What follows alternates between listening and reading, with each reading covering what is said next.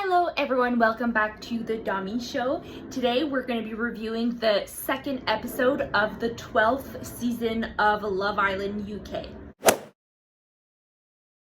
So I did watch episode 1, but honestly episode 1 is just the characters coming in.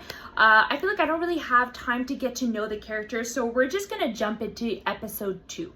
Right off the bat, I don't really understand why the roles are reversed this year. So Tony, right, the new American girl walks in, she's the bombshell. And usually it's the bombshell that has to, get grafting, and the bombshell is usually pinned against the other original contestants. But this year it was kind of the opposite, right? So Shakira, which honestly I really like. I find she's like super outgoing and she seems like a girl's girl for what I've seen so far. But it was kind of strange that she was kind of the one getting, she was having to do the grafting instead of the bombshell. I found that kind of weird.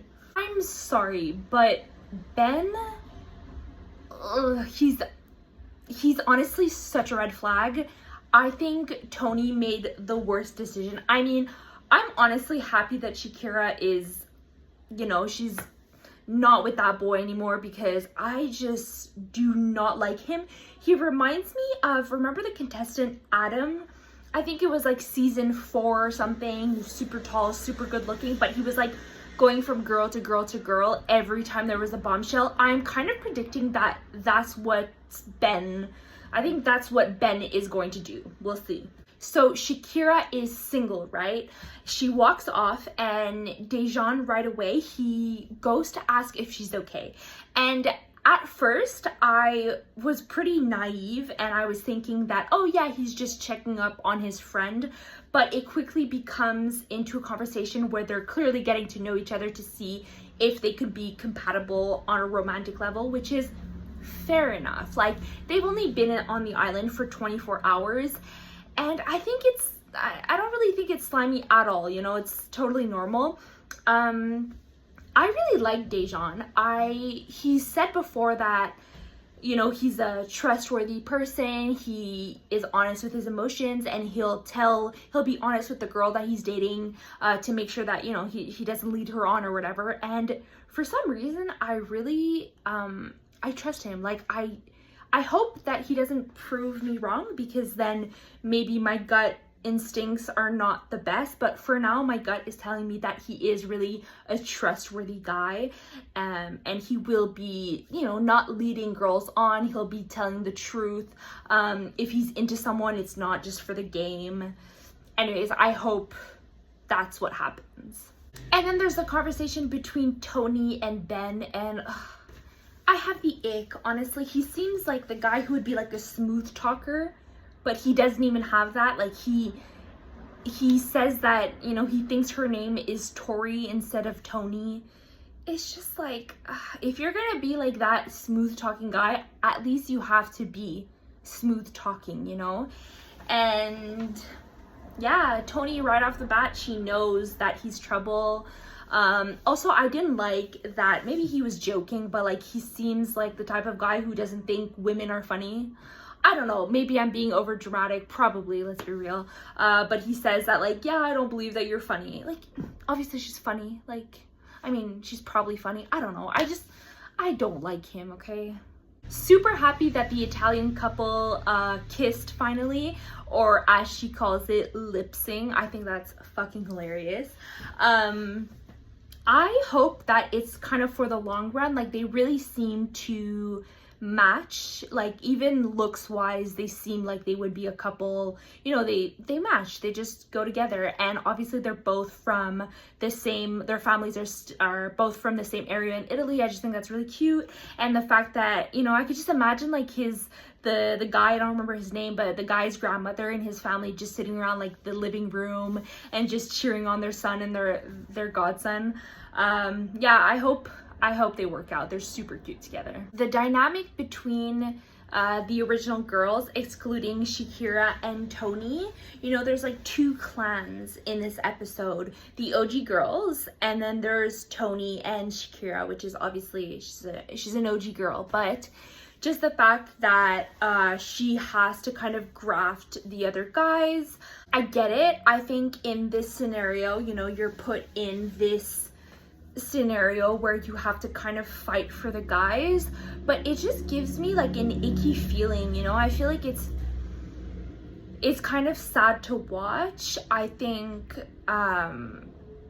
you know, like girls when they exclude each other because of men, you know, like I've seen it a lot in even today, but like also in my younger years, and I just feel like that's what happens, right? When, I mean, this is like really a closed environment, but when there's the men that have way more power at the moment, it just creates like this icky situation between the women, in my opinion. Like maybe Shakira didn't feel super icky, or I hope she didn't, but it just creates an environment where it makes me uncomfortable to watch, honestly, because the girls are kind of like checking Shakira out.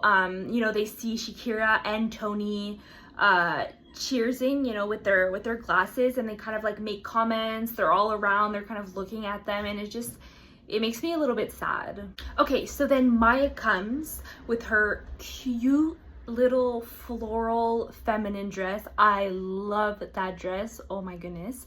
Anyway, so there's the bonfire, right? And Shakira is standing there, and the men who aren't super happy in their couple can stand up. So Harry, Blue, and Connor, they stand up, and I found it kind of funny because the other contestants are all like, you know, you can see their shocked faces, and come on, it's not that shocking. Like, everyone was coupled up 24 hours ago. It was pretty arbitrary. Like, the girls chose the guys by just knowing like their name, their occupation, and a little pickup line.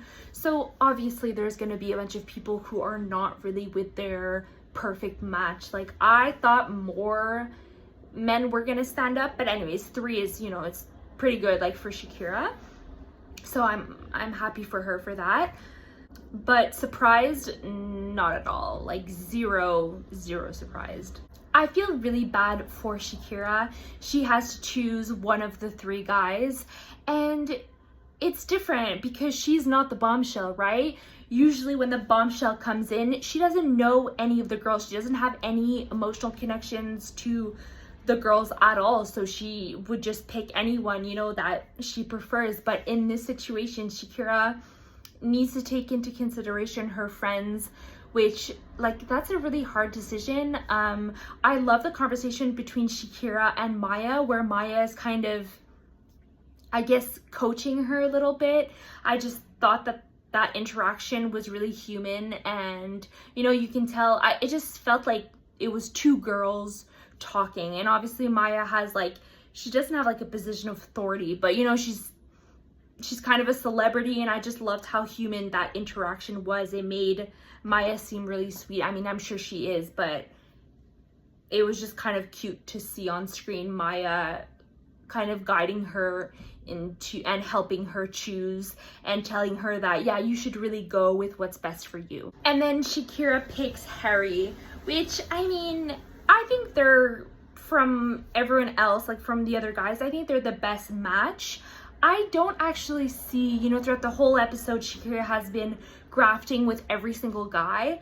I actually don't really see a big connection with anyone. Like, I don't see the match. I think that Shakira is going to couple up with Harry, and yeah, fine, they're gonna get along, but I think that ultimately there's gonna be another guy that comes in, and hopefully Shakira is able to find like that spark with someone, because I don't see it at the moment with Harry or any of the guys. And the worst part in all of this is that Sophie had to go. I really liked Sophie. She just seemed like such a mature woman. She's a little bit older. She's 29, so maybe that's where it comes from, but she just seems like her character, you know. I feel like even 10 years ago probably she would have been like a very calm person. Like, you know, if even one of the girls mentioned it, like, if you have a problem or you need to talk through, you know, your problem with someone, you go to Sophie. And she just seems like that calming presence in the house, which is pretty sad to see her go. And then at the end, we see that there's gonna be in episode 3, 2 new bombshells that come in. They're gonna be guys, so I'm really excited. I like this episode. I think, you know, it's always the same thing when a new season of Love Island happens, you know. I kind of struggle to even remember the characters' names. Like, I feel like sometimes I blend characters together, like, so I don't, you know, I'm not like emotionally attached to them yet, and it comes in, you know, episode 4, 5, 6 that I'm really like invested in stuff. But so far, I really like the girls. All of them just seem like so mentally stable. They, you know, they don't seem, even though there's like that weird dynamic that was caused because of, you know, there's a power imbalance between the men and the women.